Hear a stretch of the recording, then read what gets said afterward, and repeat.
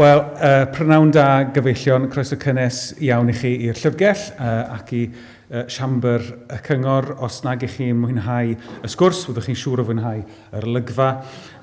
Mae'n ystafell ysblennydd.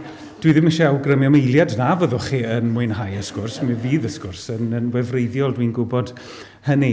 Rhodri dwi, Prif Weithredwr y Llyfrgell Genedlaethol. I'm Rhodri, the Chief Executive at the National Library. The translation equipment should be working for you. Anybody using the translation? Anybody experiencing any difficulties with the simultaneous translation? Is it coming through? Yeah, that's wonderful. Gwych, diolch yn fawr iawn I chi. Felly, o'n i'n awyddus dim ond I weid gair bach byr iawn ar ddechrau, a dim eisiau eich cadw chi rhag y sgwrs, ond I ddweud diolch mewn ffordd yn sylfaenol iawn, I ddiolch i'r cyfeillion am I diddordeb a'i cefnogaeth yn ystod y blynyddoedd, yn ystod y cyfnod arbennig yma. Dwi'n sylweddoli ni mewn cyfnod o newid, ond wrth gwrs mae rhaglen y cyfeillion, rhaglen o estyn allan I gefnogwyr yn mynd I barhau, a mae hynny yn wych ac yn bwysig iawn yn bod ni'n gwneud hynny.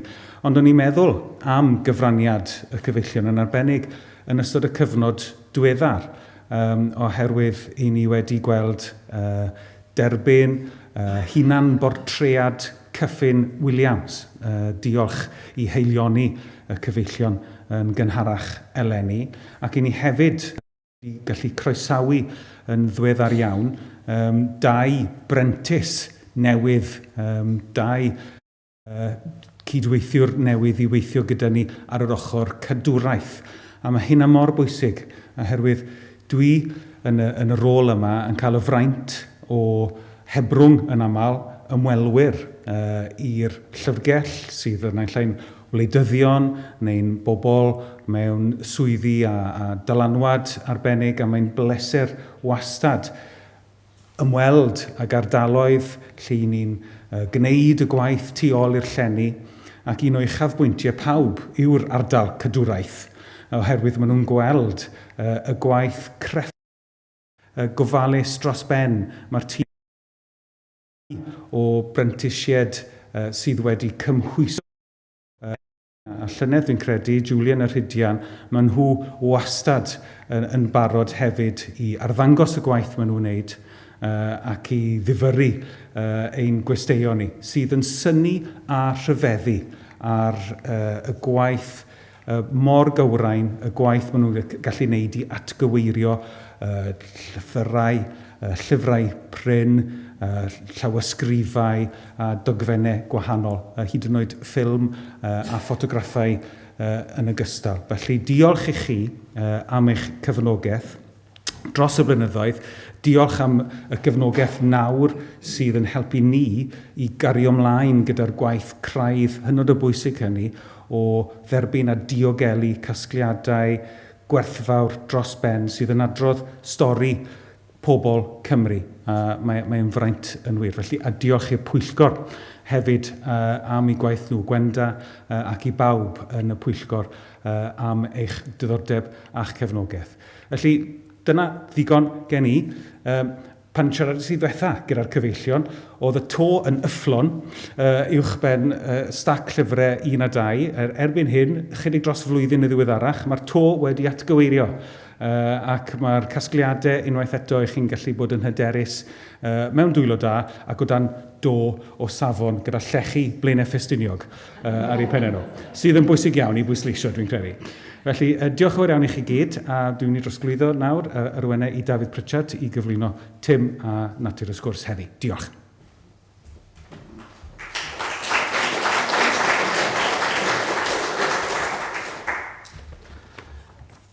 Diolch yn fawr Rhodri, sydd wedi gwneud fy ngwaith I tipyn yn haws o fod wedi profi i'r cyfieithu a phopeth felly. Croeso I chi I gyd yma. David Pritchard ydw I a fi di pennaeth gwasanaethau ymchwil yn Llyfrgell erbyn hyn. Mae'r digwyddiad hwn, fel y gwyddoch chi'n iawn ac fel yr ysbodiodd Rhodri, yn rhan o raglen ddigwyddiadau'r cyfeillion. A bydd yn canolbwyntio ar yn harddangosfa aduniad sy'n cael ei gynnal yn oriel Hengwrt a tan yr ail ar 20 o Dachwedd. Mae un o'r Beiblau sy'n yn yr arddangosfa yn perthyn i ni, y petai yma, a'r llall wedi dod o Golwg San Johan Caergrawnt. A dyma tro cyntaf mewn bron ni 500 mlynedd i'r Beiblau hyn fod yn yr un lle, ar yr un pryd. Yn ddiweddar, maen nhw wedi cael eu hystudio'n fanwl fel rhan o brosiect ymchwil o'r enw Hidden in Plain Sight, prosiect wedi ariannu gan yr HRC sy'n edrych ar sut oedd llyfrau hynafol yn cael eu defnyddio i haddasu a'i parchu. Mae llawysgrifau a llyfrau printiedig eraill o'r un cyfnod o gasgliad y llyfrgell hefyd yn rhan o'r arddangosfa fel y clwm ni, dwi'n siŵr, yn yma'n.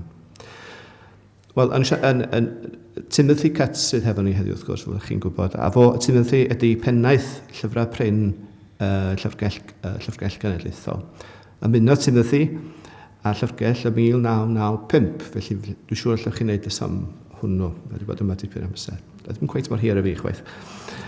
A hynny yn dilyn ennill gradd mewn Ffrangeg a Almaeneg yng Nghaergrawnt, a wedyn diploma mewn Llyfrgelldyddiaeth yn Aberystwyth. Fel Pennaeth Llyfrau Prin, mae'n gyfrifol am brynu, catalogio a hyrwyddo deunyddiau printiedig yn y Gymraeg, yn Saesneg ac mewn ieithoedd Ewropeaidd eraill.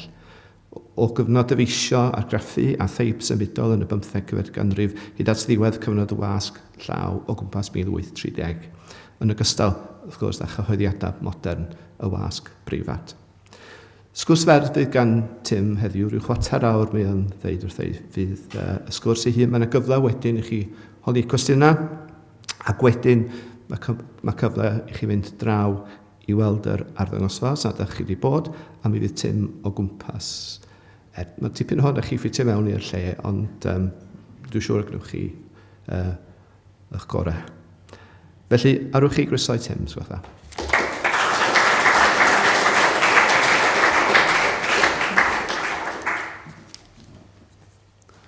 Naw da. Diolch Dafydd am y croeso. Felly fel Dafydd yn dweud, teitl yr arddangosfa arbennig sydd ymlaen ar hyn o bryd yn oriel Hengwrt, jyst i lawr coridor o le ydych chi'n eistedd ar hyn o bryd, yw aduniad. Mae'r arddangosfa hon yn dod â 2 lyfr unigryw yn ôl at ei gilydd am y tro cyntaf ers bron 500 mlynedd. Cefndir y 2 lyfr, sef 2 gopi o Great Bible wedi argraffu yn 1539 yw'r digwyddiad Protestannaidd, sef cyfnod o newid mawr yng ngwledydd Ewrop yn rhyfeddol ac yn wleidyddol. Mae prif ffigurau'r digwyddiad Protestannaidd yn cynnwys arweinwyr fel Martin Luther yn yr Almaen, a Jean Calvin yn y Swistir, ond cafodd y mudiad effaith fawr yma ym Mhrydain hefyd. Daeth Harri'r VIII yw'r orsedd fel Pennaeth Llyfrau yn 1519, a dechreuodd ei derfnasiad fel aelod ffyddlon o Eglwys Gatholig, yn briod gyda Catherine o Aragon. Ond ar ôl ychydig o flynyddoedd, roedd Harry eisiau i'w briodas gael ei ddiddymu mwyn iddo allu priodi Anne Boleyn. Arweiniodd hyn at anghytuno gyda'r pab a dechrau ymbellhau oddi wrth Eglwys Rhufain.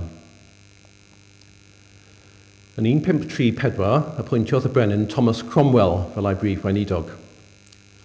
Roedd Cromwell yn allweddol yn dod â priodas Harry a Catherine i ben, ond roedd e hefyd yn un o brif gefnogwyr y digwyddiad Protestannaidd yn Lloegr.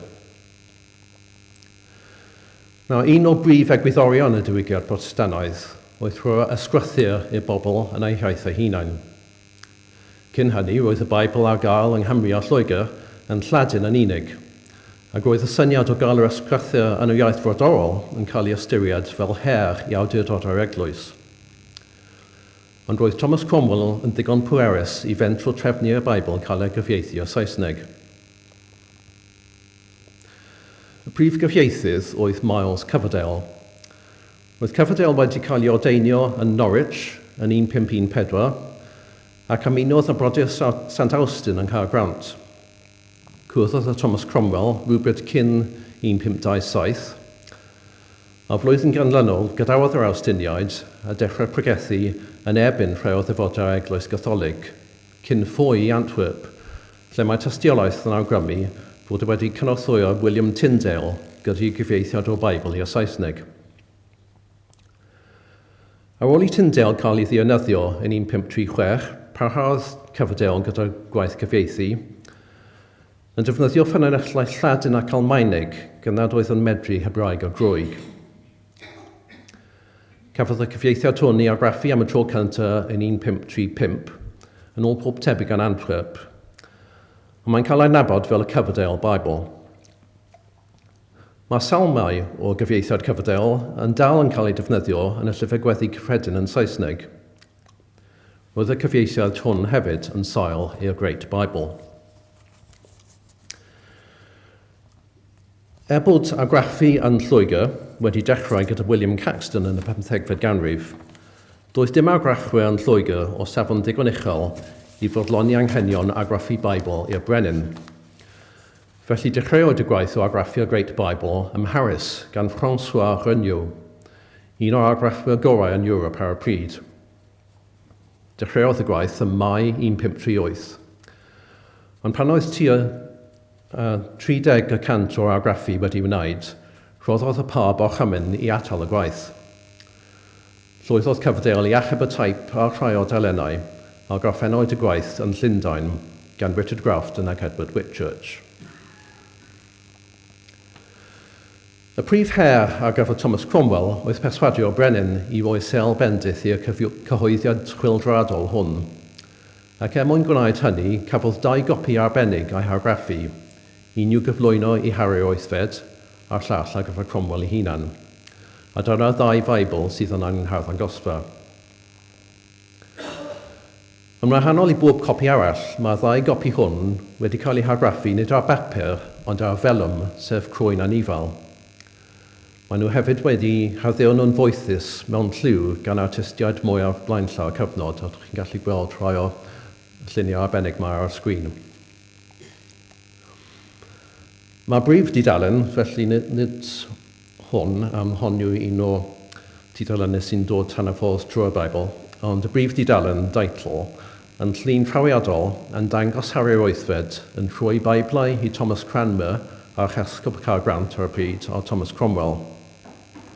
Mae nhw yn y llun yn pasio'r Beiblau i'r bobl o dan nhw, ac mae'r Beiblau yn cael eu pasio i lawr trwy rengoedd y gymdeithas a phawb yn gweiddi Vivat Rex, sef hir hoes i'r brenin. Mae'r neges yn glir, mae awdurdodi'r Beibl Saesneg yn ffordd i'r brenin ennill poblogrwydd trwy'r gymdeithas. Roedd yr ymgais yn llwyddiannus. Rhoddodd y brenin sel bendith i'r Beibl a cafodd 2,500 o gopïau i argraffu, gyda'r argraffiadau eraill yn dilyn yn 1540, 1541 ac 1547. Rhoddodd Cromwell orchymyn i'r clerigwyr i'r Beibl cael ei set up in some convenient place within the said church that ye have cure of, whereas your parishioners may most commodiously resort to the same and read it. Dyna sydd mor chwyldradol am y cyhoeddiad hwn. O hyn ymlaen, nid rhywbeth i offeiriaid yn unig ei ddarllen a'i dehongli'r bobl oedd yr ysgrythyr, ond rhywbeth i bawb allu ei darllen dros ei hunain yn ei haith ei hunain. Parhaodd brwydro'r diwygiad Protestannaidd am blynyddoedd wedyn, ac erbyn diwedd ei dernasiad, roedd Harri'r VIII wedi cilio nôl o'i gefnogaeth ar gyfer y diwygiad, ac wedi cyfyngu ar y defnydd o'r Beibl Saesneg. Ond roedd hi'n rhy hwyr i diddymu effeithio'r Great Bible. Dilynwyd Harry gan ei fab, Edward VI, oedd yn gefnogol iawn i'r diwygiad, a cyhoeddwyd rhagor o argraffiadau o'r Beibl Saesneg hyd at Beibl y Brenin Iago yn 1611, oedd yn parhau mewn defnydd eang yn bell i mewn i'r 20fed ganrif. Felly, beth yw hanes y 2 gopi arbennig o'r Great Bible ar ôl iddyn nhw gael eu creu? Mae un ohonyn nhw, fel mae Dafydd Eisoes wedi dweud, yn eiddo i Goleg St Joan cael grant, ac ar benthyg ar gyfer yr arddangosfa hon. Mae'r llall yn cynnwys plat llyfr yn dangos bod wedi bod yn eiddo i Watkin Williams o Ben Bedw sy'r Ddinbych. Nes ymlaen roedd yn aethw ei chwiorydd Margaret a Gwendolyn Davies o Neuadd Gregynnog ger y Dre Newydd. Cymoedd aswyr hael iawn nid yn unig i'r Llyfrgell Genedlaethol, ond hefyd i'r Amgueddfa Genedlaethol ac i Brifysgol Cymru, ond nhw a'i roddodd i'r Llyfrgell yn 1921. Does dim sicrwydd prin yw prin o ddau Feibl, ond yn sgil ymchwil sydd wedi cael ei wneud dros y misoedd diwethaf, dyn ni'n meddwl mai copi car grant yw Feiblau Harri'r VIII a copi Aberystwyth yw Feiblau Thomas Cromwell. Felly beth mae hanes hwn o Feibl Saesneg i wneud gyda ni yng Nghymru, heblaw ffaith bod un o ddau gopi arbennig o'r Great Bible trwy hap a damwain wedi goffyn i fyny yn ein Llyfrgell Genedlaethol. Aeth y tipyn a dweud y gwir. Bod Harri'r VIII wedi newid ei feddwl am gefnogi cyfieithiad swyddogol i'r Saesneg, aeth rhai o'i olynwyr yn bellach yn ei cefnogaeth i gyfieithiadau i ieithoedd brodorol. Erbyn ferch Harry, Elizabeth y gyntaf, dod i'r orsedd, sylweddolwyd mai nid Saesneg oedd iaith brodorol pawb yn ei thernas, ac yn 1563 pasiwyd dedd i gyfieithu'r Beibl a'r Llyfrgell i'r Gymraeg. Mesur ar arweiniodd at Testament Newydd William Salisbury ac wedyn at Feibl William Morgan yn 1588, hanner canrif ar ôl y Great Bible Saesneg. Wrth edrych o gwmpas yr arddangosfa yn oriel Hengut, fe welwch bod rhagor o drysorau yno heblaw o ddau Feibl. Mae'r arddangosfa yn cynnwys y llyfr cyntaf i gael ei gyhoeddi yn yr iaith Gymraeg a'r llyfr cyntaf i gael ei argraffu yng Nghymru. Y llyfr cyntaf yn y Gymraeg yw yn y llyfr hwn wedi argraffu yn 1546 yn Llundain, gan fod argraffu ym Mhrydain yn anghyfreithlon tu allan i Lundain Caergrant a Rhydychen tan 1695. Yr argraffydd oedd Edward Whitchurch, yr un argraffodd y Great Bible ar ôl i'r gwaith ymharos cael ei atal. Yr awdur oedd Sir Siôn Pris, dyn o Sir Aberhonddu oedd yn perthyn i Thomas Cromwell trwy briodas ac apwyntiwyd ganddo fel notary cyhoeddus prif gosrestrydd y goron mewn materion eglwysig ac ysgrifennydd Cyngor Cymru a Garorau gyda chyfrifoldeb dros diddymu mynachlogydd. Roedd Sir Siôn hefyd yn ymddiddori'n fawr yn hanes y llenyddiaeth Cymru. Cyhoeddwyd i lyfr Historia Britannica Defensio, sef amddiffyniad hanes Prydain ar ôl iddo farw. Mae waith arall yn y llyfr hwn yn cynnwys y wyddor, y calendar, y credw, gweddi'r arglwydd, y deg gorchymyn, 7 rhinwedd yr eglwys a 7 pechod marwol. Fel y Great Bible, mae'n ymgais i gyflwyno ffydd gwisnogol i'r bobl yn ei hiaith eu hunain. Oherwydd y gwaharddiad ar gyhoeddi testunau Catholig ym Mhrydain yn ystod y diwygiad Protestanaidd, roedd Catholigion yn defnyddio dulliau dirgel i lediau ffydd. A bwys yn y llyfr hwn, fel welwch chi y drych Christianogol, traethad ar gariad diw gan Griffith Robert, o ffeiriad Catholig ac awdur y gramadeg Cymraeg cyntaf, y cyhoeddwyd ym Milan, lle roedd Robert wedi ymfudo ar ôl i'r deddf oruchafiaeth a'r deddf unffurfiaeth dod i fodolaeth. Yn ôl y dudalen deitl, gyhoeddwyd y drych Christianogol yn 1585 yn Hrwt o Magi, sef Rouen yn Normandy. Ond mae'n y dystiolaeth fod y manylion hyn yn rhai ffug, a bod y llyfr mewn gwirionedd wedi cael ei argraffu'n ddirgel mewn ogof ger Rhywledyn yng Ngogledd Cymru yn 1586 i 7. Os felly, hwn yw'r testun cyntaf i gael ei argraffu yng Nghymru, ac mae'n dangos sut oedd y ddwy ochr yn defnyddio'r wasg i lediau syniadau yn ystod blynyddoedd y diwygiad Protestanaidd. Mae un llyfr arall yn yr arddangosfa sydd efallai yn dangos cyffro cyfnod dan sylw yn fwy na'r llall. A dwi'n diolchgar i Mr Gerald Morgan am ei ymchwil ar y llyfr hwn dros y blynyddoedd diwethaf. Argraffwyd Misalau a Dwswm Sarum, sef llyfr offeren yn ôl defnydd Caersettlog, ym Mharis yn 1531, gan François Regnault, yr un argraffydd a wnaeth y rhan fwyaf o gwaith ar y Great Bible. Yn fuan ar ôl ei argraffu, daeth Misalau yma i Geredigion a chael ei defnyddio yn eglwys Llanbadarn Fawr. Y dystiolaeth i hyn yw enwau nifer o seintiau sydd wedi cael eu ychwanegu mewn llawysgrif at y calendar, yn benodol seintiau sy'n gysylltiedig â'r esgobaeth hon, megis Dewi, Non ac Aradog, a ddigwyddiad yn gysylltiedig â Sant Paran. Roedd y llyfr offeren wedi cael ei defnyddio yn Llanbadarn ymlaen ag 20 mlynedd pan ddisodlwyd y drefn addoli Catholig gan yr argraffiad cyntaf o lyfr gweddi cyffredin yr Eglwys Anglicanaidd yn 1549. A flwyddyn ganlynol cafodd y defnydd o Ladin mewn eglwysi ei wahardd. Cafodd y mwyaf rhyfhelaeth o llyfrau offeren ei dinistrio, ond cafodd hwn ei achub. Dyn ni ddim yn gwybod gan bwy na beth digwyddodd iddo am y 3 canrif a hanner nesaf. Nes iddo ddod yn aiddo fica yn Chipping Norton yn 1893, a'i roddodd i'r eglwys yng Nghymru a datgysylltu'r eglwys yn 1920, a'i drosglwyd o yma i'r Llyfrgell Genedlaethol. Nid enwau seintiau o'r unig newidiadau llawysgrifio'r gyfrol.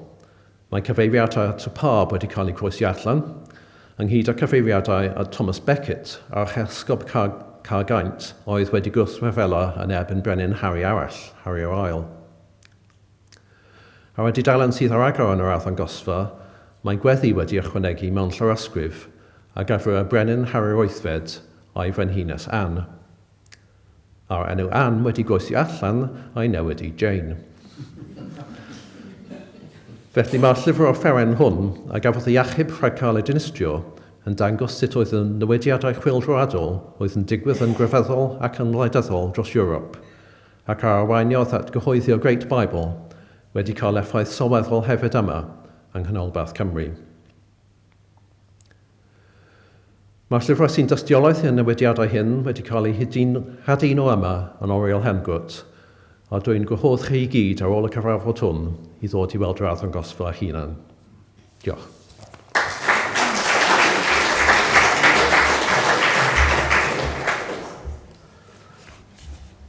Diolch yn fawr, Tim. Dwi'n digwydd gwybod fod cyfrol yn ymddangos flwyddyn nesaf, dwi'n eitha siŵr, ar fywyd a gwaith Gruffydd Robert Milan gan Paul Quinn. Felly bydd hwnna'n ddigwyddiad eitha cyffroes.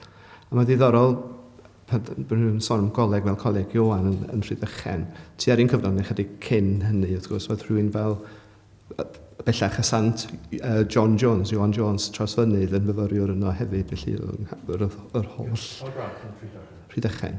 O, sori, Rhydychen. O'n i fan Rhydychen. Ie, ond rhywun enw.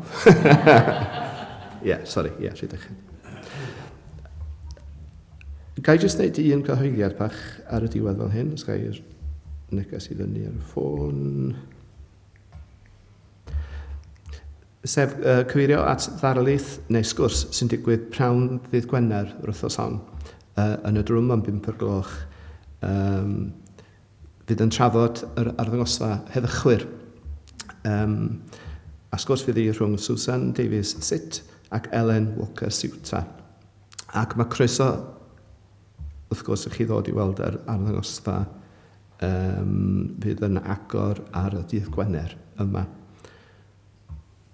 Ia, felly yr un diwrnod, ddarlith am 5:00 ac mae'r arddangosfa yn agor y diwrnod hwnnw hefyd.